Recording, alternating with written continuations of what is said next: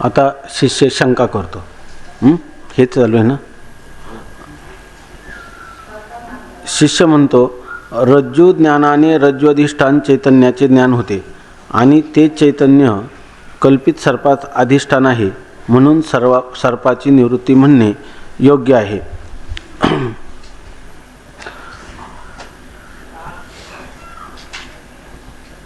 आता त्यांनी काय सांगितलं, जेव्हा रज्जूचं ज्ञान होतं तेव्हा रज्जूपही चैतन्याचंच ज्ञान होतं आणि रज्जूचं ज्ञान झालं की सर्पाची निवृत्ती होते. म्हणजेच रज्जूपही चैतन्याच्या ज्ञानाने सर्पाची निवृत्ती होते असं विधान केलं, बरोबर ना. रज्जूचं अर्थात रज्जूपहित चैतन्याचं, कारण रज्जूचं ज्ञान हे रज्जूपही चैतन्याचं ज्ञान स्वीकारल्याशिवाय रज्जूचं ज्ञानच होणार नाही. किंवा पाठीमागं सांगितलं की सर्व अंतःकरण वृत्तीला जेवढी होणारी ज्ञानं ती कोणाला विषय करतात, ब्रह्मालाच विषय करतात. कोणतंही ज्ञान व्हायचं असेल तर ते ब्रह्मालाच विषय करून होतं. अंतःकरण वृत्तीला कोणतंही ज्ञान, घटज्ञान असो पटज्ञान असो, त्याचं अधिष्ठान कोण आहे, ब्रह्मचैतन्य आहे. त्यामुळं ब्रह्मचैतन्यालाच विषय करून सगळी ज्ञानं होतात. अंतःकरण वृत्तीला होणारी जेवढी ज्ञानं असतील ती सर्व ज्ञानं ब्रह्माला विषय करून होतात असं सांगितलं. त्याच्यानंतर मग तो म्हणतो की रज्जूच्या ज्ञानाने सर्पाची निवृत्ती होते. अर्थात रज्जूपहित चैतन्याच्या ज्ञानाने सर्पाची निवृत्ती होते. कारण का, तर त्या सर्पाला अधिष्ठान कोण आहे, रज्जूपहित चैतन्य, आणि अधिष्ठान ज्ञानाने अध्यस्त पदार्थाची निवृत्ती होते. या नियमाप्रमाणे रज्जूपहित चैतन्याच्या ज्ञानाने सर्पाची निवृत्ती होते. हे तुमचं म्हणणं बरोबर आहे. रज्जू ज्ञानाने रज्ज्वधिष्ठान चैतन्याचे ज्ञान होते आणि ते चैतन्य कल्पित सर्पास अधिष्ठान आहे, म्हणून सर्पाची निवृत्ती म्हणणे योग्य आहे. परंतु सर्पज्ञानास अधिष्ठान अंतःकरणोपही साक्षी चैतन्य असून ते रज्ज्वधिष्ठान चैतन्याहून भिन्न आहे. रज्जू ज्ञानाच्या वेळी साक्षी चैतन्याचे ज्ञान तर होत नाही, मग अज्ञात साक्षी चैतन्याश्रित असणाऱ्या सर्पज्ञानाची निवृत्ती कशी होईल. शंका चांगली समजून घ्या आणि जर नाही लक्षात आली तर परत सांगायला सांगा याच्यामध्ये, किंवा काही शंका असेल तर विचारा. आता तो म्हणतो एवढी गोष्ट त्याच्या बुद्धीवर आरूढ झाली, कोणती, रज्जूचं ज्ञान झालं की सर्पाची निवृत्ती होऊ शकते. एवढ्या अंशात गुरुजींचं म्हणणं जे आहे ते त्यांनी स्वीकारलं, त्याचा अंगीकार केला. परंतु तो काय म्हणतो, तुम्ही असं नाही म्हणत रज्जू ज्ञानाने सर्पाची निवृत्ती होते. तुम्ही काय म्हणता, रज्जू ज्ञानाने सर्प आणि सर्पज्ञान दोन्ही निवृत्त होतात. आणि पुन्हा कसे निवृत्त होतात, युगपत निवृत्त होतात. रज्जू ज्ञान झालं काय झालं न झालं तर तोच काय होतं, सर्प आणि सर्पज्ञान दोन्हीही निवृत्त होतात. आता अधिष्ठान कोण आहे सर्पाचं, रज्जूपही चैतन्य, त्याच्या ज्ञानाने सर्पाची निवृत्ती म्हणणं बरोबर आहे. परंतु सर्पज्ञानाचं अधिष्ठान कोण आहे, अंतःकरणोपही साक्षी चैतन्य.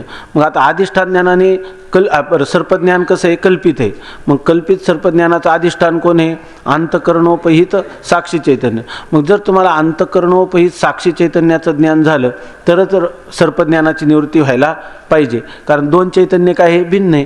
एक आहे अंतःकरणोपहित साक्षी चैतन्य आणि एक आहे रज्जूपहित चैतन्य. मग रज्जूपहित चैतन्याचं ज्ञान झालं तर सर्पाची निवृत्ती ठीक आहे, पण ज्ञान झालं रज्जूपहित चैतन्याचं आणि निवृत्ती कल्पित कोणत्या पदार्थाची झाली, सर्पज्ञानाची निवृत्ती झाली. हे म्हणणं काही योग्य वाटत नाही, कारण दोन चैतन्य काय आहे, वेगवेगळी आहेत, बरोबर ना. दोन चैतन्य, आता आपल्याला एक माहीत झालं की दोन चैतन्य वेगळी आहे का, दोन्ही चैतन्य एकच आहे. मग त्याच्यामध्ये काय आहे, फक्त उपाधीमध्ये भेद आहे. आणि तो उपाधीमध्ये भेद, त्या उपाधी खऱ्या आहेत का विषय समजून सांगण्यासाठी त्यांची केलेली कल्पना आहे. मग भेदसुद्धा काय आहे, त्याच्यामधला कल्पितच आहे की नाही. म्हणजे कल्पित भेद आहे, वास्तव काय आहे दोन्ही चैतन्यामध्ये अभेदच आहे. मग सांगितलं कशासाठी, तर हे त्याला समजून यावं, सर्पाचं काय अधिष्ठान आणि सर्पज्ञानाचं काय अधिष्ठान, ही वेगवेगळी त्याला पुढं समजण्यासाठी सांगितली. दोघांचं एकच अधिष्ठान सांगितलं असतं तर त्याच्याविषयी लक्षात आला असता का. आता त्याला एकदम लगेच खरं वाटायला लागलं. वास्तविक त्याला त्या एकच चैतन्य असताना जेव्हा उपाधी दोन सांगितल्या तर त्याच्या बुद्धीवर आरूढ होण्यासाठी सोपं गेलं की नाही. एक काय सांगितलं, रज्जूपहित चैतन्याच्या आश्रित असणाऱ्या अविद्येच्या तमोगुणाचा परिणाम सर्प आहे आणि अंतःकरणोपहित साक्षी चैतन्याच्या आश्रित असणाऱ्या सत्वगुणाचा परिणाम सर्पज्ञान आहे असं सांगितल्यावर त्याला पटलं की नाही. फक्त त्याला आता शंका जी आली ती अशी आली की ज्ञान कोणाचं झालं, रज्जूचं, आणि निवृत्त कोण झाला, सर्प, आहे की नाही. तर त्याला पुढं सांगितलं की जडजडाला कधी अधिष्ठान होत नाही, म्हणून त्या ठिकाणी चैतन्य सर्वांचं अधिष्ठान आहे. म्हणजे रज्जूचंही अधिष्ठान कोण आहे, चैतन्यच आहे. म्हणजे खरं रज्जूपहित चैतन्याच्या ज्ञानाने त्या ठिकाणी सर्पाची आणि सर्पज्ञानाची निवृत्ती होते असा सिद्धांत पक्ष आहे. तेव्हा मग तो म्हणतो की रज्जूचं ज्ञान झालं पण चैतन्याचं कुठं झाले, चैतन्याचं ज्ञान झाल्याशिवाय रज्जूचं ज्ञान होणार नाही. कारण रज्जू काय आहे, जड आहे. जड आहे म्हणजे तिला स्वतःचं ज्ञान नाही आणि इतरांचं ज्ञान नाही. मग अशा वेळेला तिचं ज्ञान तर झालं, याचा अर्थ तिचं चैतन्य मानलंच पाहिजे की नाही. आणि तिला अधिष्ठान असणारं कोण आहे, रज्जूपहित चैतन्य. आता तो म्हणतो की तुम्ही दोन चैतन्याची कल्पना केलेली आहे, एक सर्पज्ञानाचं चैतन्य वेगळं आणि सर्पाचं चैतन्य वेगळं. आणि आता तुम्ही असं सांगता की फक्त ज्ञान कोणाचं झालं, रज्जूपहित चैतन्याचं, आणि निवृत्त कोण झाला, सर्प आणि सर्पज्ञान दोन्ही निवृत्त झाले. हे कसं म्हणणं तुमचं? तर हे म्हणणं बरोबर वाटत नाही. कारण तुमचा सिद्धांत आहे का अधिष्ठान ज्ञानाने कल्पिताची निवृत्ती होते. मग इथं अधिष्ठान असणारं कोण आहे, याचं सर्पज्ञानाचं अधिष्ठान कोण आहे, साक्षी चैतन्य. आणि साक्षी चैतन्य अज्ञात आहे की नाही, त्याचं तर ज्ञान झालं नाही. ज्ञात कोण आहे, रज्जूपहित चैतन्य. ज्ञान झालं रज्जूपहित चैतन्याचं आणि निवृत्ती झाली सर्प ज्ञानाची. आणि अज्ञात कोण आहे, साक्षी चैतन्य. मग साक्षी चैतन्य अज्ञात असताना सर्पज्ञान जे कल्पित आहे ते अधिष्ठानाचं ज्ञान झालं नसताना ते कसं काय निवृत्त होईल, सर्पज्ञान निवृत्त होता कामा नये असं त्याला वाटतं. बरोबर आहे ना, शंकालीन लक्षात. जर वेगाने बोलणं वाटलं तर सावकाश बोलायला सांगा. काही पण कोणाला बोलायचं धाडस नसलं तर मग चिठ्ठी लिहून द्या किंवा नंतर विचारा, पाठाच्या नंतर विचारा, दुपारी संध्याकाळी कधी पण. पण विषय जो आहे हा जर चांगला का, आपण वेदांताचे चिंतक आहे, हे जर चांगलं आपल्याला कळलं तर आपल्याला अध्यास भाष्य ब्रह्मसूत्र फक्त संस्कृत शिकायची, पुढचं काही नाही. विचारसागर चांगला झाला कोणत्याही ग्रंथामध्ये आपला प्रवेश होऊ शकतो. त्याच्यात थोडंसं न्याय शिकलं तर अद्वैत सिद्धी वगैरे जे काही बृहत प्रस्थांतरे ज्याला म्हणतात प्रौढ ग्रंथ, तर त्या ग्रंथामध्ये सुद्धा आपण सहज या ठिकाणी हरिविजय रामविजय ऐकल्यासारखा आनंद घेऊ शकतो. केवढाही मोठा वक्ता महात्मा असला तरी. पण ह्या प्रक्रिया आपल्याला चांगल्या कळल्या पाहिजे. मोठे मोठे ग्रंथ जरी आपण योगवासिष्ठासारखे वाचले, आपण त्याचा आनंद घेतो साहित्याच्या अंगाने, परंतु त्याच्यामध्ये प्रवेश होत नाही. कारण प्रक्रिया ग्रंथ याला म्हणतात, प्रकरण ग्रंथ. तरीही वेदांताचा हा एकदम चांगल्या प्रकारचा असा हा प्रकरण ग्रंथ आहे. म्हणून याच्यामध्ये प्रत्येक गोष्ट आपण चांगल्या प्रकाराने समजून घ्यायची. प्रत्येक वाक्य, प्रत्येक परिच्छेद, प्रत्येक पद जितकं आपल्याला होता होईल की एकाच वेळेत सगळंच होईल असं नाही, पण जितका प्रयत्न करता येईल, जितकं समजलं ना मग थोडंच राहते समजण्याचं, ते का नाही आपल्याला समजत. आता ते समजलं अजून थोडं राहिले, ते का आपल्याला समजत नाही. परीक्षेला होऊन गेला पहिला तरंग म्हणून आता त्याचा काही विचार नाही असं नाही करायचं. कायम थोडा वेळ मिळाला तर पहिल्यापासून परत वाचत यायचं, पुन्हा तिथं खून करायचे, पुढचं वाचायचं, संपलं की परत आवृत्ती करायची. असं एकदम सारखं सारखं त्याच्यामध्येच आपण जर रममान झालं तर ज्या गोष्टी आपल्याला पाठातही कळल्या नाही त्या तुम्हाला घरच्या घरीच जास्त कळतील. कारण हे सेवेनेच कळणारे ग्रंथ आहे. ज्ञानेश्वरी, गाथा, विचारसागर हे ग्रंथ जितकं आपण त्याचं पुन्हा पुन्हा रटन करू तेवढं आपोआप ते ग्रंथच कृपा करतात. हे जड नाही, हे साक्षात त्या लोकांची जी तळमळ आहे त्या अंतकरणाची मुमुक्षूच्या कल्याणासाठी ती तळमळच शब्दरूपाने साकार झाली. त्यामुळे ते ह्या रूपाने आपल्याशी बोलतात साक्षात. त्यामुळे जर आपल्याला काही नाही कळलं तर तेच आपल्याला सांगतील. इथं पाठात काय फारच सगळं हे होईल अशातला भाग नाही. जितकं जास्त कळून घेता येईल तेवढा प्रयत्न करायचा. तर हा विषय लक्षात आला ना. ते सांगतात सर्पज्ञानास अधिष्ठान अंतकरणोपही साक्षी चैतन्य असून ते रज्जू अधिष्ठान चैतन्याहून भिन्न आहे. आता हा म्हणतोय भिन्न आहे, वास्तविक ते भिन्न नाही. आणि रज्जू ज्ञानाच्या वेळी साक्षी चैतन्याचे ज्ञान तर होत नाही. ज्यावेळेला तुम्हाला रज्जूचं ज्ञान झालं तेव्हा साक्षी चैतन्याचं ज्ञान आहे का? ज्ञान कोणाचं आहे? रज्जूपहित चैतन्याचं आहे. आणि मग अज्ञात साक्षी चैतन्याश्रित असणाऱ्या सर्पज्ञानाची निवृत्ती कशी होईल? ज्याचं अधिष्ठानच अज्ञात आहे, म्हणजे ज्याच्या अधिष्ठानाचंच ज्ञान नाही, मग त्या अधिष्ठानावर अध्यस्त असणारा पदार्थ कसा काय निवृत्त होईल? तुम्हाला अधिष्ठानाचं ज्ञान तर झालं नाही, म्हणजे साक्षी चैतन्याचं ज्ञान तर झालं नाही, आणि त्याच्यावर अध्यस्त असणाऱ्या सर्पज्ञानाची निवृत्ती झाली, असं कसं म्हणता येईल? असं तो शंका करतो. सर्पज्ञानाच्या निवृत्तीस तर साक्षी चैतन्य ज्ञानाची आवश्यकता आहे आणि रज्जू ज्ञानकाली ते तर अज्ञात आहे, याचे समाधान कसे? सर्पज्ञानाच्या निवृत्तीला कशाची आवश्यकता आहे? साक्षी चैतन्याच्या ज्ञानाची. सर्पज्ञानाची निवृत्ती व्हायची असेल तर ज्ञान कशाचं झालं पाहिजे? साक्षी चैतन्याचं. आणि आता ज्ञान तर कशाचं झालेलं आहे? रज्जुपहित चैतन्याचं. आणि झालं कशाचं नाही? अधिष्ठानाचं. अधिष्ठान कोण आहे? साक्षी चैतन्य. मग साक्षी चैतन्याच्या ज्ञाना वाचून अध्यस्त असणाऱ्या किंवा कल्पित असणाऱ्या सर्पज्ञानाची निवृत्ती कशी होईल हे काही माझ्या लक्षात येत नाही. आणि आपण तर विधान केलं तेव्हा त्याचं सामंजस्य कसं आहे, तर त्या समन्वय काय आहे तो मला तुम्ही समजावून सांगा असं म्हणतो. याचे समाधान कसे? श्रीगुरु उत्तर देतात. आता याचे एक उत्तर असे आहे की जितके ज्ञान म्हणून आहे तितके विषयावर अवलंबून आहे. विषय असेल तर ज्ञान असणार, विषय निवृत्त झाला की ज्ञान आपोआप निवृत्त होणार. दुसरे उत्तर असे आहे की निवृत्ती दोन प्रकारची आहे. पहिल्यांदा हे पहा, आता त्याला समजावून सांगतात. जेवढं म्हणून ज्ञान आहे म्हणजे कोणते? आता आपल्याला घटज्ञान आहे, हे पटज्ञान आहे. सगळं ज्ञान कशावर अवलंबून आहे? विषयावर अवलंबून आहे. म्हणजे घट विषय असला तर घटज्ञान होणार, विषयच नसला तर काय ज्ञान होणार आपल्याला? म्हणजे कोणतंही ज्ञान असो, घटज्ञान असो, पटज्ञान असो, सर्पज्ञान असो, स्वप्नस्थ पदार्थांचं ज्ञान असो, त्या वेळेला ते विषय असतात तेव्हाच त्याचं ज्ञान होतं ना. म्हणजे ज्ञान कशावर अवलंबून? विषय नसला तर ज्ञान होईल का? घटच समोर नाही विषय आणि घटज्ञान झालं असं होईल का? होणार नाही. ज्ञान कशावर अवलंबून आहे? विषयावर अवलंबून आहे. याचे एक उत्तर असे आहे की जितके ज्ञान म्हणून आहे तितके विषयावर अवलंबून आहे. विषय असेल तर ज्ञान असणार, विषय निवृत्त झाला की ज्ञान आपोआप निवृत्त होणार. विषय समोर असला की ज्ञान असणार आणि विषय निवृत्त झाला की त्यावेळेला त्याचं ज्ञानही होणार नाही. विषय गेलं का ज्ञान गेलं, विषय असला की ज्ञान आलं. म्हणजे जेवढं ज्ञान आहे ते सगळं विषयावर अवलंबून आहे. विषय निवृत्त झाला की त्याच्या ज्ञानाची देखील निवृत्ती होते. आता दुसरे उत्तर असे आहे की तो म्हणतो ना निवृत्ती शब्द आहे ना, सर्पाची निवृत्ती, सर्पज्ञानाची निवृत्ती. तेव्हा त्या निवृत्तीचे प्रकार काय आहेत? तर ते निवृत्तीचे दोन प्रकार सांगतात. निवृत्ती दोन प्रकारची आहे. कारणासह कार्याची जी निवृत्ती ती अत्यंत निवृत्ती, आणि कारणाच्या ठिकाणी कार्याची जी निवृत्ती ती लयरूप निवृत्ती. आपल्याला हे चिंतन झालेलं आहे ना. कधी काय होतं, कारणासह कार्याची जर निवृत्ती झाली तर तिला काय म्हणतात? आत्यंतिक निवृत्ती. आणि ज्या वेळेला फक्त कार्याची निवृत्ती होते परंतु कार्याची निवृत्ती आत्यंतिक निवृत्ती होत नाही, ते कार्य आपल्या कारणामध्ये लीन होऊन राहतं. जसं मीठ पाण्यामध्ये आहे की नाही, मीठ दिसतं का आपल्याला? मिठाची निवृत्ती झाली, ती आत्यंतिक निवृत्ती झाली का? नाही. पाण्यामध्ये त्याचा खारटपणाच्या रूपाने म्हणजे अत्यंत सूक्ष्म रूपाने ते आहेच की नाही. मग त्याची निवृत्ती आत्यंतिक निवृत्ती म्हणजे काय? जी निवृत्ती झाली की पुन्हा कधी त्या पदार्थाची उत्पत्ती होत नाही, त्याला म्हणायचं आत्यंतिक निवृत्ती. आणि ज्या पदार्थाची पुन्हा उत्पत्ती होऊ शकते, जसं बीज आहे, तर त्या बीजामध्ये वृक्ष लीन होऊन राहिलेला आहे की नाही, त्या बीजापासून काय होते? पुन्हा वृक्षाची उत्पत्ती होते. मग वृक्षाची निवृत्ती झाली तरीसुद्धा त्या बीजामध्ये वृक्ष आहेच की नाही त्याच्यामध्ये. आणि आत्यंतिक निवृत्ती म्हणजे तो बीज आहे आणि ते जर आपण बीज भाजलं तर त्या ठिकाणी उत्पत्ती करण्याचं सामर्थ्य आहे का?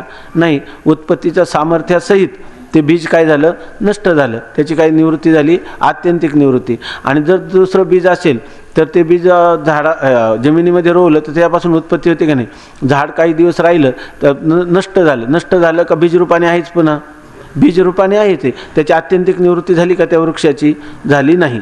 त्याप्रमाणे स्वामी महाराज विनोदाने सांगायचं, आपण अनेक वेळेला सांगितलं असेल, एखाद्या माणसाच्या आपण न्हाव्याकडून केस कापतो त्यावेळेला त्या केसांची निवृत्ती झाली नाही का? झाली. परंतु ती आत्यंतिक निवृत्ती झाली का लयरूप निवृत्ती झाली? आपण म्हणतो, स्वामी महाराज विनोदाने म्हणायचे की न्हावी उठला आणि खुंट फुटला, पुन्हा लगेच ते केस डोकावतात, तो किती लांब गेला. म्हणजे याचा अर्थच असा आहे की ही निवृत्ती झाली नाही का? झाली, पण लय निवृत्ती. आणि समजा एखाद्या माणसाला टक्कलच पडलं तर त्याला पुन्हा केस उगवत नाही, म्हणजे ती निवृत्ती कोणती झाली? आत्यंतिक निवृत्ती. तसं मुमुक्षुला अभिप्रेत कोणती निवृत्ती आहे? आत्यंतिक सुखाची निवृत्ती. त्याला सुखाची आत्यंतिक निवृत्ती त्याला काय आहे? इष्ट आहे की नाही? दुःखाची आत्यंतिक निवृत्ती. दुःख ते कायचे? नये स्वप्नाचे. त्याला दुःखाची काय आहे? आत्यंतिक निवृत्ती अपेक्षित आहे. आणि सुखाची किंवा आनंदाची त्याला प्राप्ती, आणि ती कोणत्या? लयरूप. अशा प्रकारचा आनंद का परम आनंद? परमानंदाची प्राप्ती, म्हणजे ज्या आनंदा त्याला म्हणतात निरतिशय आनंद, परमानंद, म्हणजे त्या आनंदासारखा दुसरा आनंद नाही आणि त्याच्यापेक्षा श्रेष्ठ दुसरा आनंद नाही, अशा आनंदाची इच्छा आहे. त्याला दुसरं नाव काय आहे? मोक्ष असं त्याला नाव. घाबरायचं नाही, सरळ बोलायचं.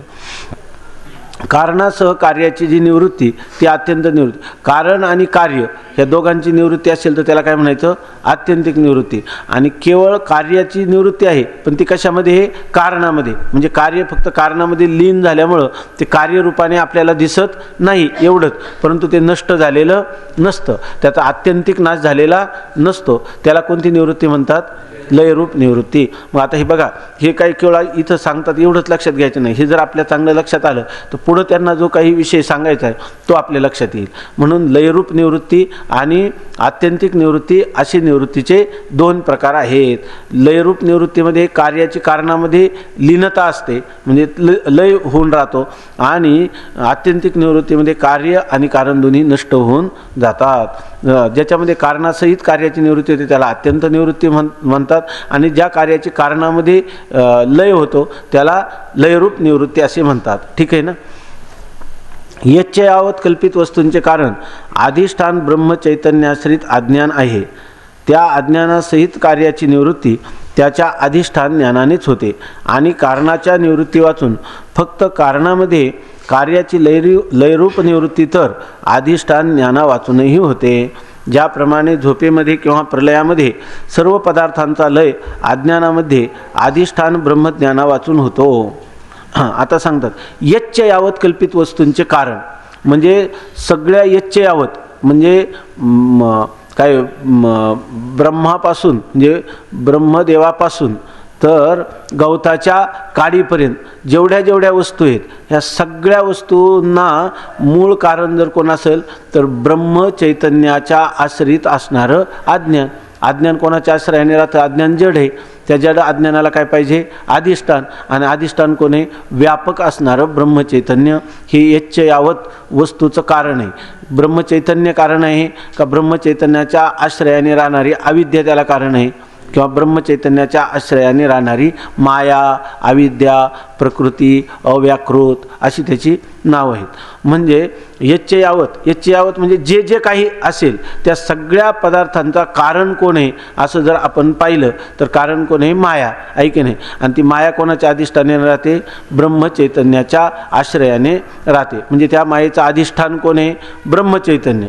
त्या ब्रह्मचैतन्यावर माया कल्पित आहे की नाही. आणि त्या मायेचा परिणाम असणारं हे संपूर्ण यच्च यावत जगत देखील त्याच्यावर काय आहे? कल्पित आहे. आता थोडक्यात इथं चिंतन असं झालं का यच्च यावत पदार्थांचं कारण माया, ती मायेचं अधिष्ठान ब्रह्मचैतन्य आहे, आणि ते ब्रह्मचैतन्य एकच आहे. बरोबर आहे की नाही? एकच आहे.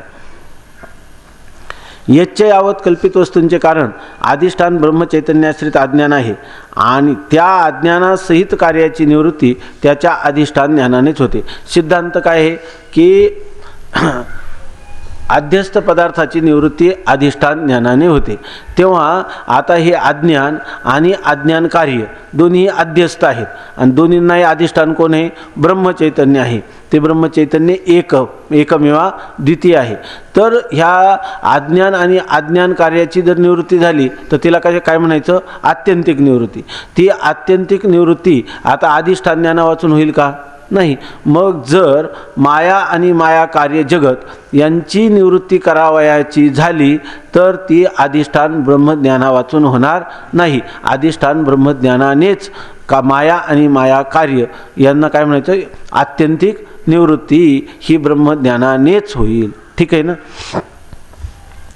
आणि कारणाच्या निवृत्ती वाचून फक्त कारणामध्ये कार्याची लय रूप निवृत्ती तर अधिष्ठान ज्ञाना वाचूनही होते. आता आत्यंतिक निवृत्ती अधिष्ठान ज्ञाना वाचून होणार नाही, परंतु फक्त कार्यरूप असणारं जगत त्याची कारणामध्ये होणारा जो लय तो अधिष्ठान ब्रह्मज्ञान नसलं, अधिष्ठान ब्रह्माचं ज्ञान नसलं तरी त्याची लयरूप निवृत्ती व्हायला काय हरकत आहे?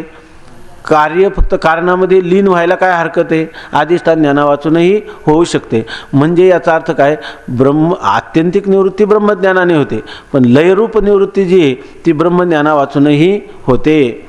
ज्याप्रमाणे झोपेमध्ये किंवा प्रलयामध्ये सर्व पदार्थांचा लय अज्ञानामध्ये अधिष्ठान ब्रह्मज्ञाना वाचून होतो.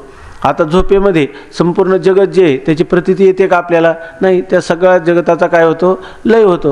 म्हणजे कार्यरूप असणारं जगत हे आपल्या कारणामध्ये लीन होतं, आहे की नाही? किंवा ज्या वेळेला प्रलय होतो त्यावेळेला प्रलयानंतर हे जगत आहे का? नाही. पण ते आपलं जे कारण माया, त्या मायेमध्ये जगत अव्यक्त स्वरूपात राहतं की नाही? त्यावेळेला आहे. पण तिथं ब्रह्मज्ञानाची आवश्यकता आहे का? नाही. कारण निवृत्ती झाली नाही का जगताची? झाली. ब्रह्मज्ञाना वाचून झाली, पण ती आत्यंतिक निवृत्ती झाली नाही, ती लयरूप निवृत्ती झाली. ज्याप्रमाणे झोपेमध्ये किंवा प्रलयामध्ये सर्व पदार्थांचा लय अज्ञानामध्ये अधिष्ठान ब्रह्मज्ञाना वाचून होतो, कारण त्या काली सुखदुःख भोग देणाऱ्या जीवांच्या कर्माचा अभाव असतो. आता झोपेमध्ये आपण सकाळी उठलो की आपल्याला सुखदुःख देणारी आजच्या दिवसात ज्या सुखदुःखांचा आपल्याला म्हणजे पूर्वीच्या पापपुण्याचं कर्माचं फल, पापपुण्यात्मक जी कर्म आपल्याकडून घडली ती कर्म जेव्हा फल देण्यासाठी सन्मुख होतात आजच्या दिवसाचं, लक्षात आलं ना? आजच्या दिवशी आपल्याला त्या पाप पुण्यात्मक कर्माचा सुखदुःख रूपाने भोग होणार आहे असं एकदा ठरलं आणि ती समोर येऊन उभी ठाकली म्हणजे सन्मुख झाली, म्हणजे फल देण्याला प्रवृत्त झाली की आपल्याला काय येते? जाग येते, आहे की नाही? आपल्याला काय होते? जाग येते, आपण जागृत होतो. आणि दिवसभर त्या कर्माचं फल सुखदुःख भोगून संपलं की मग काय येते? झोप येते. समजा जर आपल्याला अजून झोप आली नाही आणि तळमळ झाली तर काय समजायचं? अंथरुणावरही पडलेलं आहे, तर अजून जे आपले कर्म जे फल देण्याला सन्मुख आहेत ते अजून आजची संपली नाही, ती आपल्याला झोप येऊ देणार नाहीत, आहे की नाही? असाच अर्थ ना. मग झोपेमध्ये ह्या कर्मांचा लय होतो की नाही? होतो. कुठं लय होतो? आपल्या कारणामध्ये लय होतो. त्याची निवृत्ती होते की नाही? होते. कशामध्ये होते? अज्ञानामध्ये, कारणामध्ये होते. कारण असं लिहितात, कारण त्या काली म्हणजे प्रलयकाली किंवा सुषुप्तीच्या काली सुखदुःख भोग देणाऱ्या जीवांच्या कर्माचा अभाव असतो.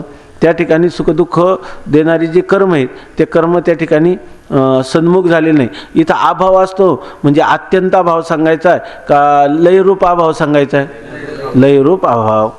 जो पावे तो भोग देणारे कर्म सन्मुख असते, तो पावे तो झोप येणार नाही किंवा जगताचा प्रलयही होणार नाही. संपूर्ण समष्टी जगताला जोपर्यंत कर्माचा भोग व्हायचा आहे तोपर्यंत प्रलयकाली येईल का? नाही, ऐक ना. आणि जेव्हा प्रलयकाली येईल त्यावेळेला ती कर्म राहतील का? नाही. मग ती कर्म काय होतील? लीन होतील. कुठं लीन होतील? आपल्या कारणामध्ये लीन होतील. जोपर्यंत भोग देणारे कर्म सन्मुख असते तो पावे तो झोप येणार नाही किंवा जगताचा प्रलयही होणार नाही. त्याप्रमाणे सर्पाची निवृत्ती रज्जुज्ञानाने होते व सर्पज्ञानाचा विषय जो सर्प त्याचाच अभाव झाल्यामुळे सर्पज्ञानाचा लय होतो. हे सगळं कशासाठी सांगितलं हे लक्षात घ्या. ही पंक्ती जर लक्षात आली तर आत्तापर्यंत सगळा विषय लक्षात आला असा त्याचा अर्थ. आता सांगतात, त्याप्रमाणे सर्पाची निवृत्ती रज्जुज्ञानाने होते. रज्जुज्ञान झालं किंवा रज्जुपही चैतन्याचं ज्ञान झालं की सर्पाची निवृत्ती होते. व सर्पज्ञानाचा विषय पण तो काय म्हणतो?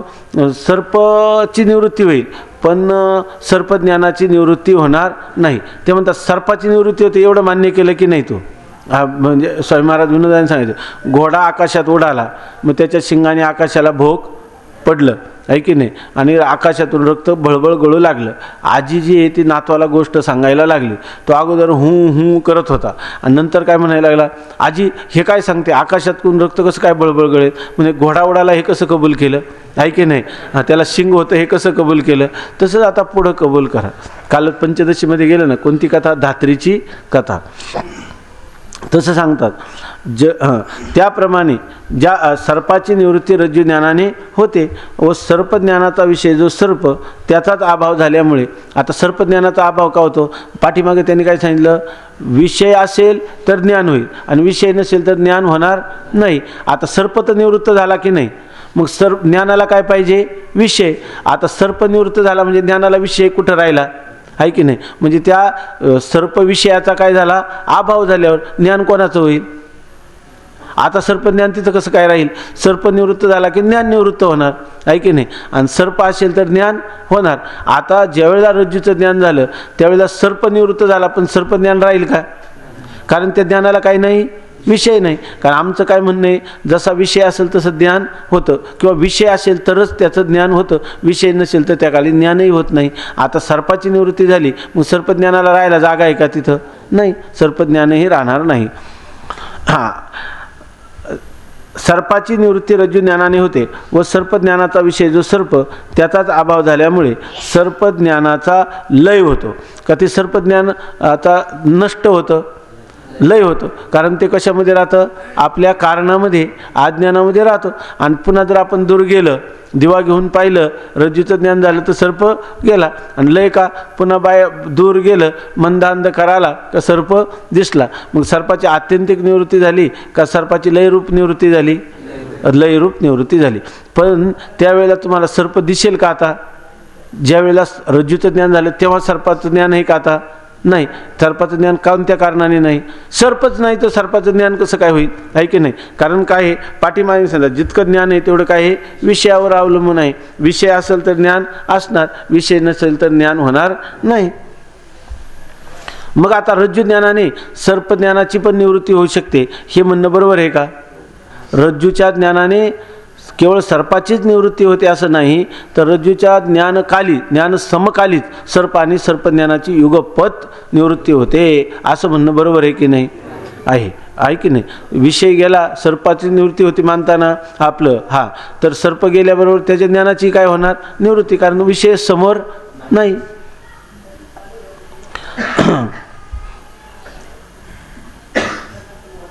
त्याप्रमाणे सर्पाची निवृत्ती रज्जू ज्ञानाने होते व सर्पज्ञानाचा विषय जो सर्प त्याचाच अभाव झाल्यामुळे सर्पज्ञानाचा लय होतो. म्हणजे सर्पाचा काय होतो? अभाव, आणि सर्पज्ञानाचा काय होतो? लय. याप्रमाणे सर्पाच्या नाशामुळे सर्पज्ञानाचा नाश म्हणा, किंवा सर्पाच्या अभावामुळे सर्पज्ञानाचा अज्ञानात लय म्हणा, एकंदरीत सर्पाचा नाश किंवा लय सर्पज्ञानाच्या नाशास किंवा लयास कारण आहे. बघा, आता हे एक वाक्य समजावून घ्या. याप्रमाणे सर्पाच्या नाशामुळे, सर्पाचा नाश झाला की काय झाला? सर्पज्ञानाचाही नाश. सर्पाच्या नाशामुळे सर्पज्ञानाचा नाश, कारण विषय समोर राहिला नाही. सर्पज्ञानाचा नाश झाला, आपलं सर्पाचा नाश झाला की सर्पज्ञानाचा नाश असंही म्हटलं तरी हरकत नाही. किंवा सर्पाच्या अभावामुळे, किंवा जर तुम्ही काय म्हटलं सर्पाचा अभाव, अभाव म्हणजे इथं अर्थ काय घ्यायचा आहे अभावाचा? सर्पाचा आपल्या असणाऱ्या कारणामध्ये लय, आहे की नाही? असा ह्या सर्पाचा जर अभाव झाला तर सर्पज्ञानाचा अज्ञानात लय. एक तर सर्पाचा नाश झाला की सर्पज्ञानाचा नाश असं म्हणलं तरी काही हरकत नाही. किंवा असं म्हणा की त्या ठिकाणी सर्पाचा अभाव झाल्यामुळं सर्पज्ञानाचा आपलं कारण असणारं, सर्पाचं कारण असणारं जे अज्ञान, त्या अज्ञानामध्ये त्याची लयरूप निवृत्ती म्हणा. एकंदरीत सर्पाचा नाश किंवा लय सर्पज्ञानाच्या नाशास किंवा लयास कारण आहे. या सर्वाचा अर्थ काय झाला? सर्पाचा नाश झाला की सर्पज्ञानाचा नाश म्हणा, किंवा सर्पाचा लय म्हणजे अभावरूप, सर्पाचा अभाव हा सर्पज्ञानाच्या लयाला, लयाला म्हणजे आपल्या अज्ञानामध्ये होणाऱ्या लयाला किंवा लीनतेला, आपल्या कारणामध्ये तो काय होतो? लीन होऊन राहतो. म्हणजे सर्पाचा नाश हा आपलं सर्पज्ञानाच्या नाशाला, किंवा सर्पाचा अभाव हा सर्पाच्या लयाला म्हणजे आपल्या कारणात लीन होण्याला कारण आहे असं म्हणण्याला हरकत नाही. एकंदरीत सर्पाचा नाश किंवा लय सर्पज्ञानाच्या नाशास किंवा लयास कारण आहे. एक तर सर्पज्ञानाचा नाश म्हटलं तरी हरकत नाही, सर्पज्ञानाचा लय म्हटलं तरी हरकत नाही. आता शिष्य पुन्हा शंका घेतो, सर्पाचा नाश सर्पज्ञानाच्या नाशास कारण नाही. तो म्हणतो सर्पाचा नाश झाला तरी सर्पज्ञानाचा नाश होणार नाही. तुम्ही सांगता की सर्पाचा नाश झाला की सर्पज्ञानाचाही नाश होतो, पण मला असं वाटतं की सर्पाचा नाश हा सर्पज्ञानाच्या नाशाला कारण होणार नाही. इतकं परोपरीनं समजावून सांगितलं होतं की नाही त्याला, तरी त्याला शंका आहेत. ती शंका कशी करतो बघा.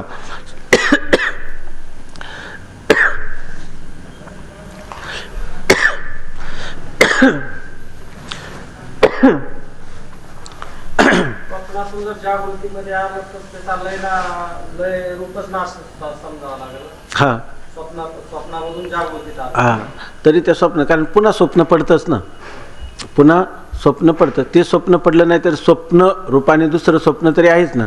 याचा अर्थ तोपर्यंत त्याचं कारण विद्यमान आहेच आहे.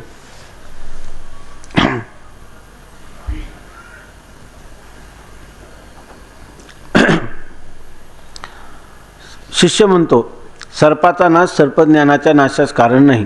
सर्पाचा नाश सर्पज्ञानाच्या नाशास किंवा लयास कारण आहे असे म्हटले म्हणजे सर्पनाश हा ज्ञाननाशाहून एक क्षण तरी पूर्वी मानला पाहिजे. आणि जर सर्पनाश किंवा लय एक क्षण पूर्वी मानला तर अनिर्वचनीय ख्याती सांगतेवेळी ज्ञेय अर्थात विषय व ज्ञान यांची युगपत म्हणजे एकाच क्षणी उत्पत्ती आणि एकाच क्षणी नाश होतो असे जे सांगितले आहे त्यास विरोध येतो. हे एक. आणि दुसरे, अधिष्ठान ज्ञाना वाचून कल्पिताची निवृत्ती होत नाही हा नियम अनिश्चित ठरतो. याचे समाधान कसे? याचे समाधान कळण्यासाठी आता शंका येईपर्यंत झोप आली नाही आणि नंतरही झोप घेतली नाही तर समजण्याची शक्यता. तर आता सांगतात की शिष्य शंका कशी करतो बघा. सर्पाचा नाश सर्पज्ञानाच्या नाशास किंवा लयास कारण आहे. तुमचं विधान काय झालं? सर्पाचा नाश हा सर्पज्ञानाच्या नाशास किंवा सर्पज्ञानाच्या लयाला कारण आहे असा तुमचं विधान आम्ही अंगीकार केलं. तर काय अडचण येते ते पहा. असे म्हटले म्हणजे आता ह्याच्यावरून काय झालं? अगोदर काय होतो? सर्पाचा नाश अगोदर मानला पाहिजे आणि नंतर सर्पज्ञानाचा नाश मानला पाहिजे. दोन्ही एका वेळी म्हणता येतील का? तुम्ही सांगता की सर्पनाश हा एक आहे कारण आणि एक आहे कार्य. सर्पनाश काय आहे? कारण. आणि सर्पज्ञानाचा नाश हे काय आहे? कार्य. कार्य हे कारणापूर्वी असतं, बरोबर ना? कार्य हे कारणापूर्वी असतं का कारण हे कार्यापूर्वी असतं का कार्य हे कारणानंतर असतं? कारण हे कार्यापूर्वी असतं का कार्य हे कारणानंतर असतं? दोन्ही पण बरोबर आहे की नाही? कारण अगोदर असतो आणि कार्य काय असतं? नंतर असतं. मुंबईहून येताना विहीर पण घेऊन ये, आहे की नाही? जसं काही सामान आणायला सांगितलं तसं तुमच्या दरवाजात असणारी विहीर पण घेऊन ये. तो होच म्हणला.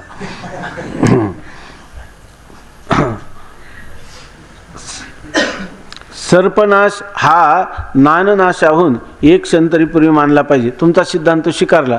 सर्पाचा नाश हा सर्पज्ञानाच्या नाशास किंवा सर्पाचा नाश हा सर्पज्ञानाच्या लयाला कारण आहे, बरोबर ना? असं जर स्वीकारलं का मग अगोदर काय होतं? सर्पाचा नाश, आहे की नाही? आणि नंतर काय होतं? सर्पज्ञानाचा नाश, आहे की नाही? मग त्याच्यामध्ये काय मानलं पाहिजे? ते दोन्ही एका वेळ मानता येईल का त्यांचा एक क्षण तरी अगोदर आणि नंतर मानला पाहिजे? असतं एक क्षण अगोदर काय होतं? सर्पनाश होतो आणि त्याच्या अव्यवहित म्हणजे त्याच्या लगेच उत्तर क्षणी काय होतं? सर्पज्ञानाचा नाश होतो. पण एक क्षण का होईना त्याच्यामध्ये अंतर मानलं पाहिजे की नाही? कालाचं व्यवधान मानलं पाहिजे की नाही? मानलंच पाहिजे असं तो म्हणतो. आणि ही गोष्ट आपल्यालाही वाटते की नाही? पूर्वी नसेल वाटत, आता तो जेव्हा आपल्याला जागा करतो, आहे की नाही, तेव्हा आपल्याला वाटायलाच लागते. बरोबर आहे बरं का? ज्ञान कसं काय? अगोदर तो पदार्थाचा नाश होईल आणि नंतर त्या पदार्थाच्या ज्ञानाचा नाश होईल किंवा लय होईल. सर्पनाश हा ज्ञाननाशाहून एक क्षण तरी पूर्वी मानला पाहिजे. आणि जर सर्पनाश किंवा लय एक क्षण पूर्वी मानला, आता जर तुम्ही म्हणले काय हरकत नाही, अगोदर सर्प, कारण आम्हाला असं वाटतं की आता हा फारच बुद्धिवान आहे, आपल्याला अडवणार आहे, जाऊ द्या मान्य करून टाकू आता, आहे की नाही? पुढं कटकट नको म्हणून काय हरकत नाही. सर्प हा काय आपलं सर्पनाश हा काय अगोदर आहे आणि त्याच्यानंतर एक क्षण का होईना नंतर या ठिकाणी सर्पज्ञानाचा नाश किंवा लय आहे असं जर आपण म्हटलं समजा, तर मग तो म्हणतो की आता जर कदाचित यांनी स्वीकार केलं तर याला म्हणतात अभिपेत्य परिहार. म्हणजे पूर्वपक्ष जे म्हणणारे ते कोणी मांडायचं? सिद्धांत पक्षाने मांडायचा आणि नंतर त्याचा काय करायचा? परिहार. तर कदाचित आता आपण तो म्हणतो कोणा हे बोलतोय कोण?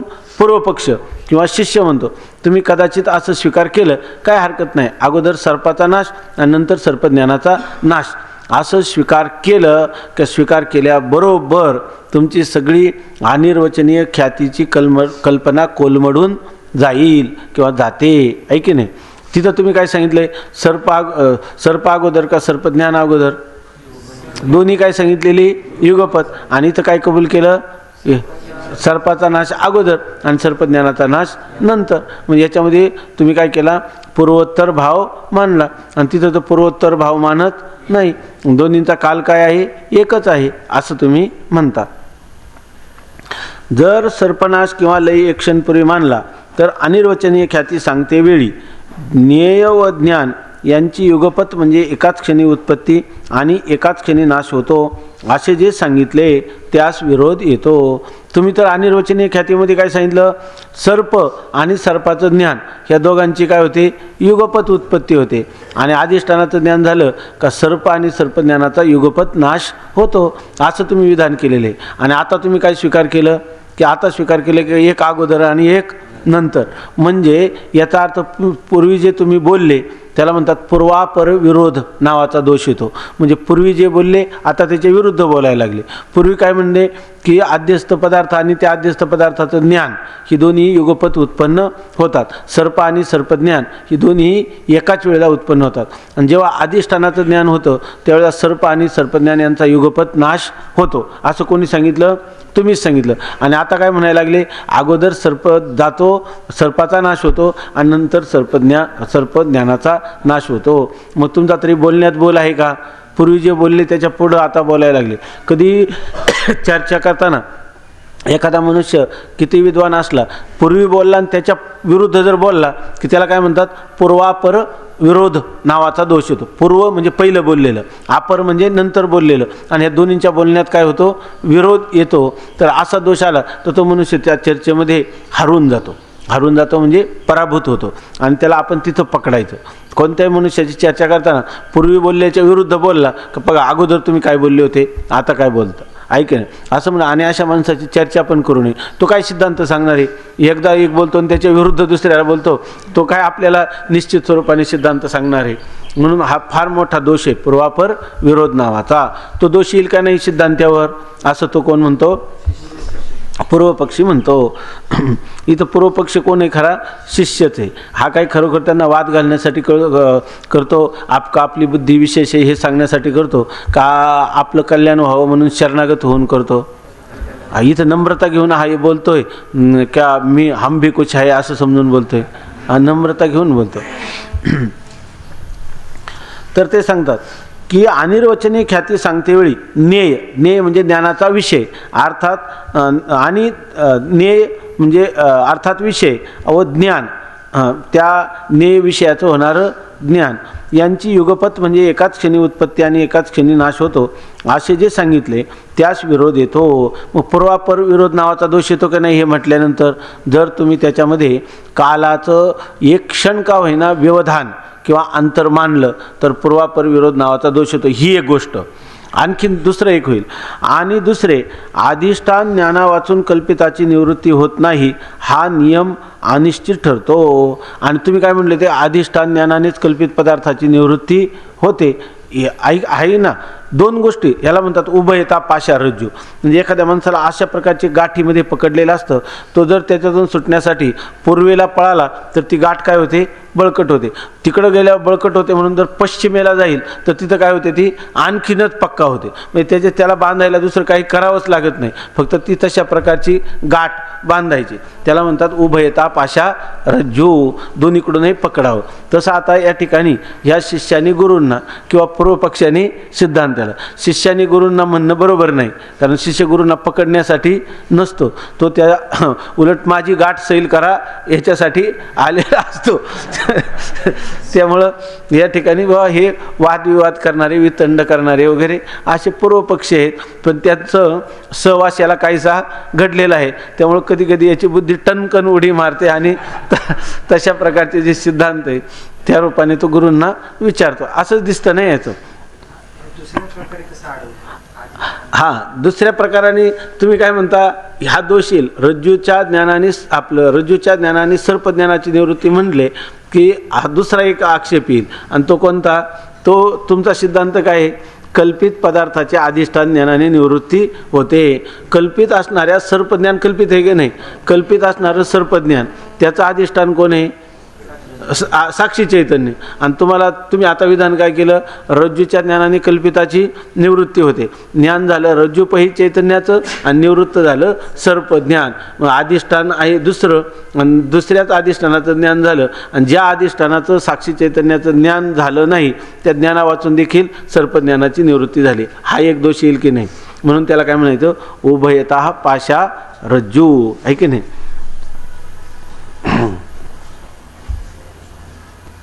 शंका चांगली कळली ना? तर शंका कळली तर आता उत्तर पण लक्षात घ्या. अधिष्ठान ज्ञानाने सर्पज्ञानाचा नाश. आता सांगतात जर तुम्हाला जरी वेळ असला आणि बा एवढंच पुरे, आता आम्हाला एवढंच कळलं पुढं नको, तर लगेच सांगा बंद करा किंवा हात वर करा. एक जणांनी जरी बोट वर केलं तरी पाठ बंद करू. कारण कोणाला श्रम व्हायला नको जास्त. कोणाही जीवाचा न घडो मत्सर वर्म सर्वेश्वर पूजनाचे, आहे की नाही? कोणालाही दुःख होऊ नये, आहे की नाही? हां नाही ते नाही, बरोबर आहे महाराजांचं, बरोबर. ते आपत एखाद्या झोपणाऱ्या माणसाने बा मला घरी जाऊन झोपायचे लवकर, तुम्ही त्यांनी बोटवर केलं तर त्याला इथं बसून तरी झोप, आहे का नाही? तुला शिक्षा बस.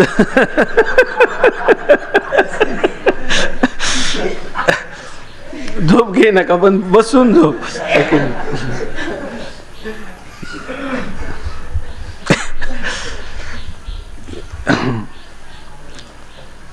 सांगू का विनोद एक? त्याचा काही विशेष संबंध नाही, पण झोप घे नका पण बसून तरी. तर खरोखर ती गोष्ट आहे की ते बंदच करून ठेवावं. बरं राहू दे काय झालं, एकदा लोणी प्रवराला प्रवचन होतं माझं. तर ते प्रवचनामध्ये गेलो आम्ही. तर मी खाल्ल्या तुरीच्या घुगऱ्या आणि त्या होत्या खारट आणि लगेच प्रवचनाला बसलो जेवण करून. त्या खाल्ल्या जास्त आणि त्यामुळं पाणी ताण लागायला लागली, मला बोलताच येईना. मग ते मी पाणी पिलो. मग ते कोणतरी पाणी आणून मला बोलतं, जीभच ओळेना. मग ते पाणी घेतलं आणि पुन्हा बोलायला लागलो. पुन्हा 5-10 मिनटात पुन्हा बंद झालं ते. पुन्हा शोष पाडला एकदम. ते बोलतात कवठेकर नाना होते त्यावेळेला, ते तिथं होते. तर ते नाना तिथं समोर त्यांच्या लक्षात आलं. ते मला म्हणले तुम्ही उठा आता मी करतो प्रवचन. आणि ते लगेच बसले. 15-20 मिनटात ते बसले आणि